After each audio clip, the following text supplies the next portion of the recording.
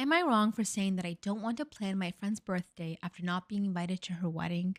Okay, so I first met my friend Jane, 29 female, studying abroad. We were really good friends during our travels, and after college, we actively stayed in touch, visiting each other in our respective different cities. I met her boyfriend Bob, now husband, when they first started dating, and have met her college friends and parents. Bob and Jane decided to move to my city right before COVID, so during lockdown, we were in each other's bubbles. We've celebrated each other's birthdays, we've had Friendsgiving, Christmas parties together, etc. In 2021, Bob and Jane got engaged in August, and when they came back, I threw them an engagement party. I bought her this wine glass that said Wedding Planning Wine Glass, and every time she used it, she would text me a photo of her with it. In 2022, I threw Bob a 30th birthday party. But then, this was also the first year I wasn't invited to her birthday party. I had texted Bob asking what the plan was, and he told me that they were going out of the state for her birthday. However, on Instagram, I saw them posting pictures of them renting a cabin with some friends, so I felt awkward. Then I wasn't invited to the bachelorette party. I didn't find this too big of a deal because Jane had some really close childhood friends and sorority friends, but then nothing about the wedding. The wedding happened this May and it was a big wedding, like 200 people, and I wasn't invited. I was really hurt to say the least, but I didn't say anything. I just tried to move on. I haven't talked to them really since before the wedding. They didn't wish me a happy birthday and they couldn't attend my birthday shindig because they were out of town. I'm noticing that if I don't reach out to either of them, they don't reach out to me at all. Now, Bob has reached out to me and asked me to plan Jane's birthday party because he says I'm the best at planning these things. And I told him I was hurt about not being invited, and he said, well, we had limited space. Don't make it a big deal. We want you to be at her birthday party. I really don't want to do it, and I don't really feel any desire to be friends with them. Am I being a petty asshole? Just to clarify about Bob's birthday party, Jane asked me to help plan it. That was the last time I've seen them in person, March 2022. These are not your friends. These are users. They only come in contact with you to use your party making skills. That sucks. They are shit human beings. When people show you who they are, believe them. If you're invited to my birthday party, I'm pretty sure you're invited to my wedding. Vice versa. My engagement party, hello, all of that. Am I wrong for telling my son's wife that his ex is in the family and has been here longer than she has? Oh no, why are you friends with your son's ex? I don't like this. Bad mommy. My son was dating Sabrina. They started in high school and broke up when they were in college. It was a long relationship and I became really close to her. She is, in my eyes, our daughter. Her family are awful people and she sees us as her parental figures. She even is planning to have my husband walk her down the aisle when she gets married. Okay, this kind of changed my opinion a little. It's still weird. Don't get me wrong. It's weird, but I get it. Now, when they broke up, just their relationship died. We didn't drop her since she is our kid at this point. My son wasn't happy but moved on, so she gets invited to family events and has for years. My son, now 27, is married to Bethany and she is a nice person. We never clicked. We don't have much in common and they live 2 hours away, so it's hard to plan stuff to get to know her more. Really, I'm sure it will grow in time. Now, we had a picnic and all the family members were invited. So Sabrina was there as normal and I thought the night was nice. Bethany came up to me at the end of the night and expressed that she is uncomfortable with her husband's ex being everywhere and if I couldn't invite her for family stuff. I told her no and that Sabrina is part of the family and has been part of the family longer than she has. If there is an actual valid reason like her being rude, then I would consider it, but she has done nothing. She left and then my son called me and said I'm an asshole for picking her over my now real family. So, am I the asshole? My husband thinks she is crazy, but I know we can be biased. Small edit. I will make this clear. She may not be my kid by blood, but everything else she is my daughter and has been for 10 years.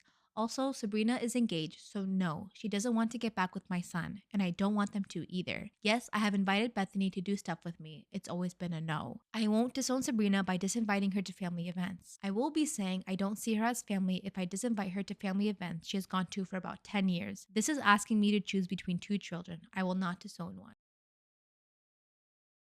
I'm a skeptic, but now I'm sold. So I'm open to ideas, explanations/stories. Give me whatever you got, but this is crazy. So I recently started working as a 911 operator at a police department in Oklahoma. I love it. Tonight, one of my coworkers was talking to me about ghosts, and I told him I didn't really believe in them. And he said, quote, "Oh, You will. Damn. So later on in the night, it was about 3 a.m. The 911 phone rings. This is not a landline. It only answers and rings for 911. He says, quote, "Come get this phone." So I do. I answer the call. Immediately, I hear heavy breathing. I proceed to ask if they can hear me. Who is calling? And after 43 seconds, they hang up. He laughs and turns and points to the map. This phone number was a landline and plotted in the middle of an old base camp cemetery just outside of town. Nobody lives within 5 miles of this place. The mapping on 911 landlines is always within 5 inches of the caller. It's accurate. He then told me to redial the number. I did. The number is not available. He then proceeds to tell me this happens every night. The supervising officer came in and I asked him how long this has happened. He said every night for the last 23 years. That's how long he's been there. They used to send officers out, but it's gated and there's nobody there. Oh my What? God. Did you just say 23 years? He goes on to say, "This is real. I kid you not. I saw and heard this happen tonight and I'm in shock. No way a prank has gone on this long. No way a landline cord reaches 5 miles in length to even reach the cemetery. The calls change times tonight was at 3:07 a.m., but it ranges from midnight to 4 a.m. every single night. This is an abandoned POW burial ground," which Prisoner POW of war. yeah. Any explanations? How crazy is that? There's like no explanation for that. There's none. The top comment is, "As a truly skeptical person, I would say you should check the call logs from several random dates in the past to see if this number or location shows up on those logs. If not, you might have been pranked by your new coworkers." Oh. I thought that maybe it was an automated landline out there, but there's no landlines in the area. The newest burial is 1945, so there's no way it's underground or something. Landline on 911 means it is connected to a cable, and the calls come at variable times, so it isn't automated. Trust me, I went through every single scenario I could come up with, and I assure you, based on the officer's response, he wasn't kidding. So I checked the call history, and I kid you not, we recently got a new system. It only goes back 2 years, but every night, this address. 911 hang up every single night. And lastly, 3, the officer that came in saw the look on my face and was like, "What's up?" And my coworker goes, "She just learned about the Fort Reno calls." And he goes, "Oh, on 911?" And he said, "Yep." And the officer goes, "Yeah, every night for over 23 years. And that's not even the scariest reports we get from out there." And this is a 6'4", 350-pound man. He's huge. And he was genuinely actually mortified of that place. Like he was not kidding. Damn. I just remembered I'm home alone. Same. I'm home alone tonight. Am I wrong for not wanting to split the bill with my girlfriend, 1,200 pounds, when she accidentally poisoned our dog with grapes? So my girlfriend and I recently got a rescue dog and everything's been going well. Getting his vaccines, neutering, etc. and all the bills have been split 50-50. He's still uninsured as we do have one vaccine left, and until that point, all treatments need to be paid cash. Well, yesterday I got home from work and my partner wanted to show me the dog's newest favorite treat, grapes. I was shocked to say the least. So off to the emergency vets we go. The treatment we got for him were gold standard to reduce the risk of long-term impact on his liver and kidneys.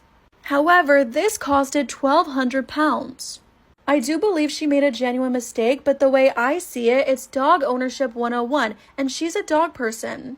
And she's had dogs her whole life. It just makes me sick that I have to pay 600 pounds for her feeding our dog 3 grapes. So am I wrong for asking her to pay the entire bill as this was her mistake? Top comment says, "If you agreed 50-50, you should pay half, end of story." It's so weird to me because so many people are like pro grapes when it comes to dogs, but it literally is so toxic. I know so many friends and family members that give their dogs grapes and even have tried to give my dogs grapes. And it's just like a big thing people don't know. I don't care if you fed your dogs grapes their whole life. Am I wrong for not eating the dinner that my husband made for me? This is about me, 31 female, and my husband, 30 male. In our household, we don't really cook because we both work at places with free or very cheap, warm, and good lunches. So on weekdays, we tend to have very light dinners like simple sandwiches or sometimes even nothing if we're still full from lunch.